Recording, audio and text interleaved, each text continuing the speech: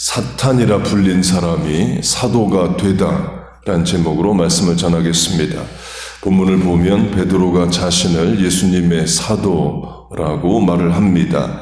그런데 예수님 십자가 지시기 전에 베드로가 예수님으로부터 사탄으로 불린 적이 있습니다. 옛날 개혁성경은 사단으로 번역을 했고 우리가 지금 보는 개혁개정은 사탄으로 번역합니다. 사탄과 마귀는 같은 말입니다. 계시록에 2번 옛뱀 곧 마귀라고도 하고 사탄이라고도 하며, 사탄은 히브리어고 헬라어로는 디아볼로스인데 그걸 한글 성경이 마귀로 번역한 겁니다. 사탄과 디아볼로스 모두 영어 단어가 됩니다. 다이어발릭, 악마적인, 세타닉 다 영어로 쓰입니다. 본문 뒤 5장을 보면 근신하라 깨어라 너희 대적 마귀가 우는 사자같이 두루 삼키며 삼킬 자를 찾나니로 마귀가 나오는데 헬라어로 디아볼로스입니다. 그게 히브리어로는 사탄이에요.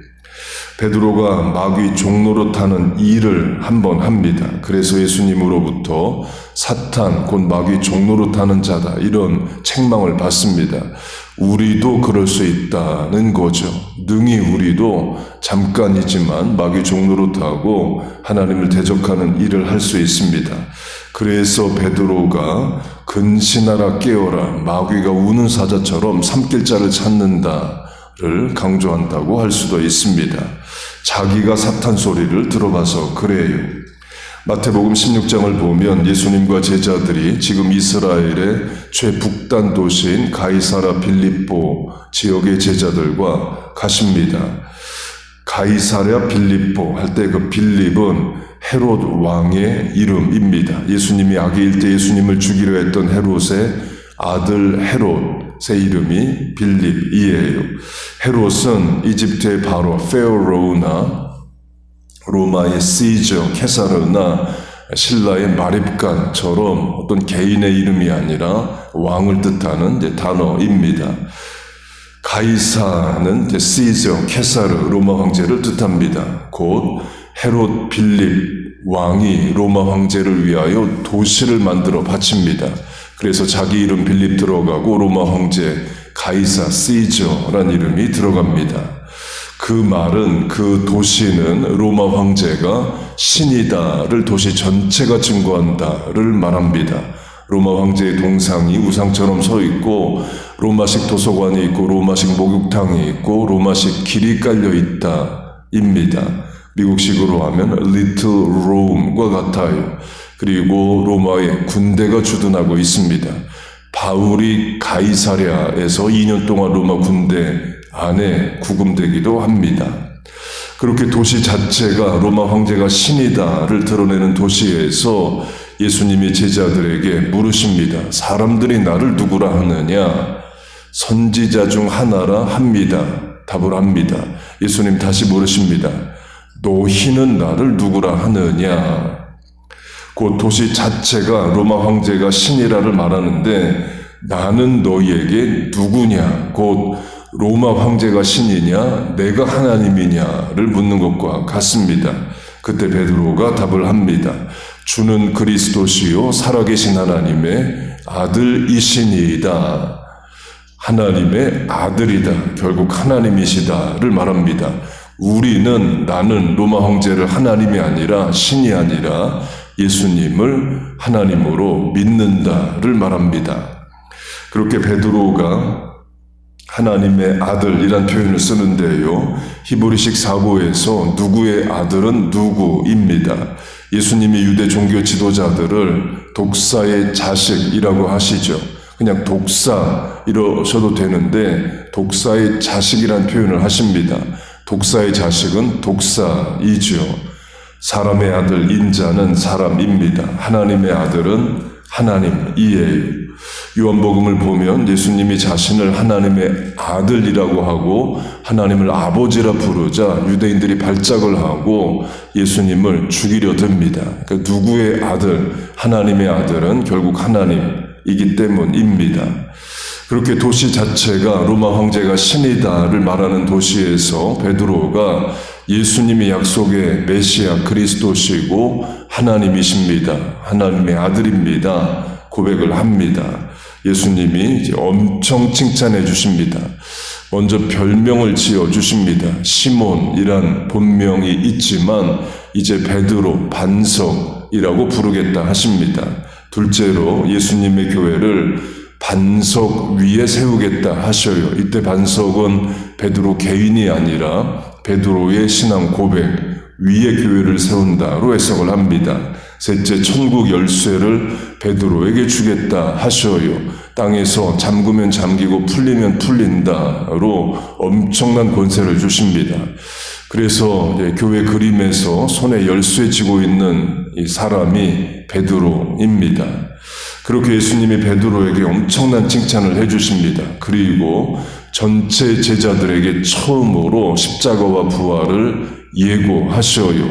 예루살렘에 가면 죽임을 당하지만 정확히 3일 뒤에 살아나리라 처음 이야기를 하십니다.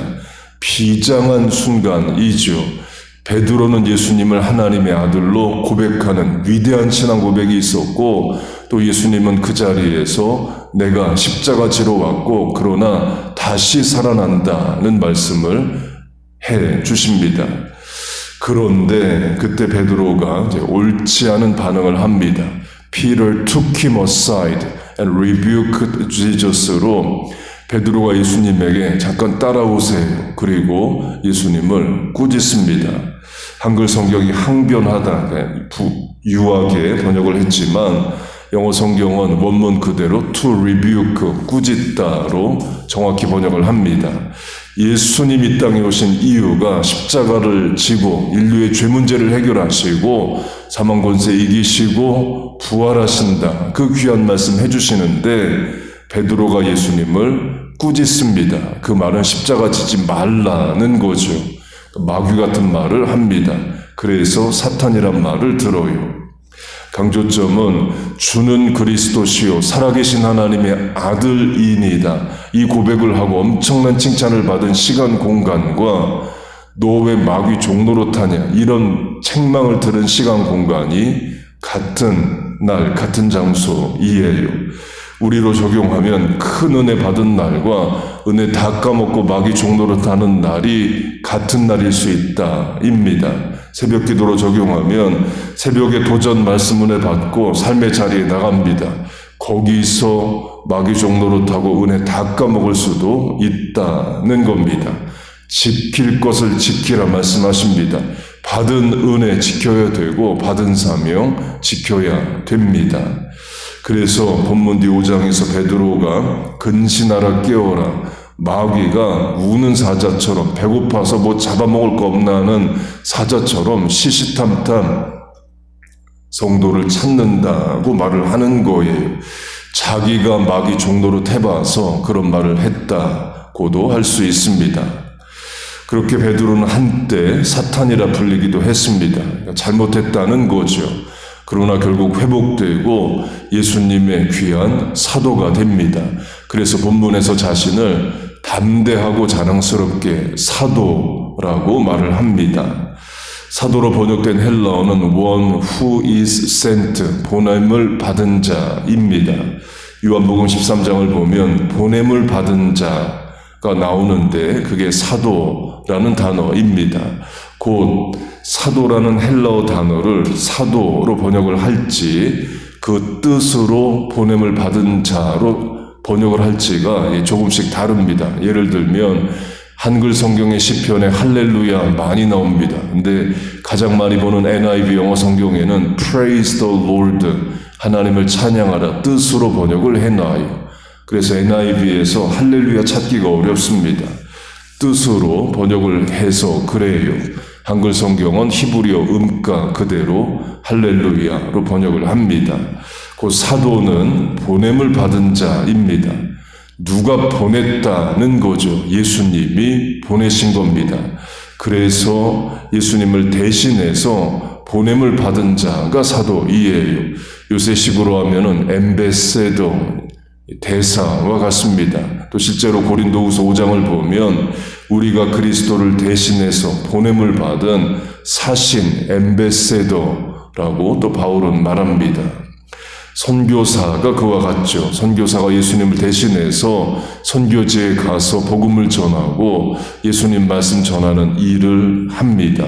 학교, 직장, 사업, 대인 관계로 하면 하나님이 나를 학교, 직장, 대인, 사업 관계로 보내십니다. 그러니까 사도적 사명을 가지고 우리 출근하고 공부할 수 있어요. 그러면 학교, 직장, 사업, 대인 관계, 복연 카운티가 사명지고 선교지가 되는 겁니다. 예를 들어 한 의사가 있습니다. 큰 은혜 받고 도전받아서 선교지에 선교사로 나갈 생각을 합니다. 저를 찾아와서 의논을 한다고 해보세요. 그럼 제가 할 수 있는 답은 두 가지입니다. 1번, 그래요, 선교지로 선교사로 나가세요. 2번, 지금 있는 자리도 선교지이기도 합니다.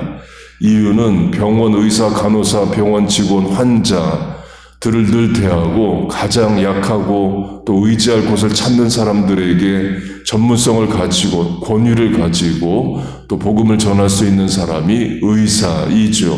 의사만큼 환자 전도하기 좋은 사람도 없습니다. 또는 직업군인이 저를 찾아와서 같은 말을 한다고 해보세요. 직업군인 그만두고 선교지의 선교사로 나갈까 합니다. 역시 1번 답은 나갈 수 있다. 2번 답은 지금 있는 자리가 선교지이다 입니다. 이유는 군대는 민간인이 출입이 안 됩니다. 군인들만 모여 있어요. 거기에서 직업군인으로 좋은 본을 보이고 전도하면 거기도 선교지인 거죠. 사도 one who is sent로 하면 하나님이 군인에게 어디로 보내시느냐? 군대로 보내서 사명자로 사도적 사명을 감당하게 하십니다. 예수 믿는 의사는 어디로 보내시느냐? 병원으로 보내십니다.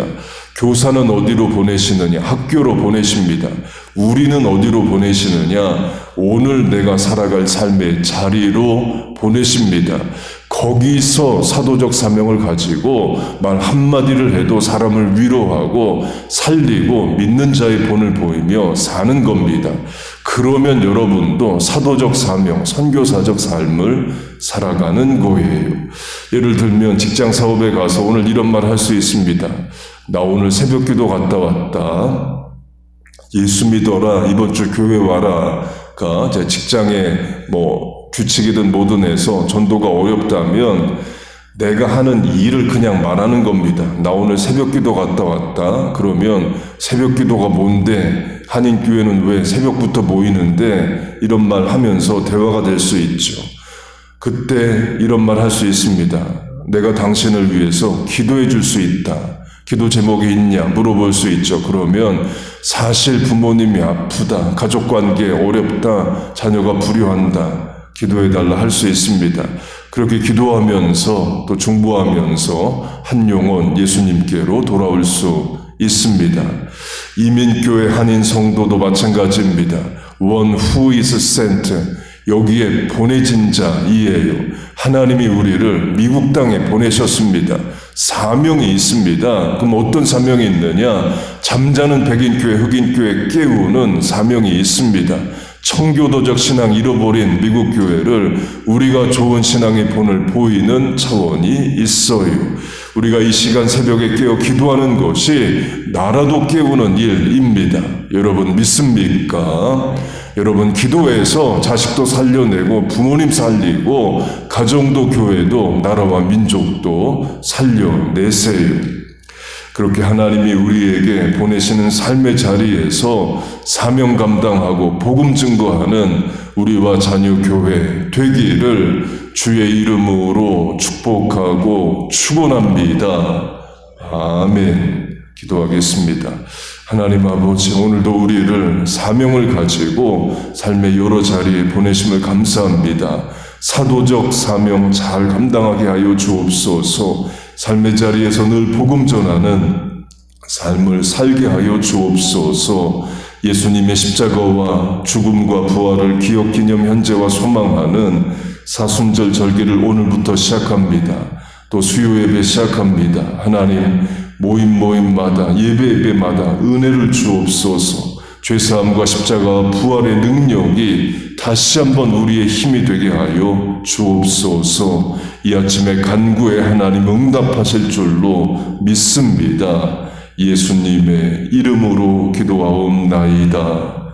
아멘.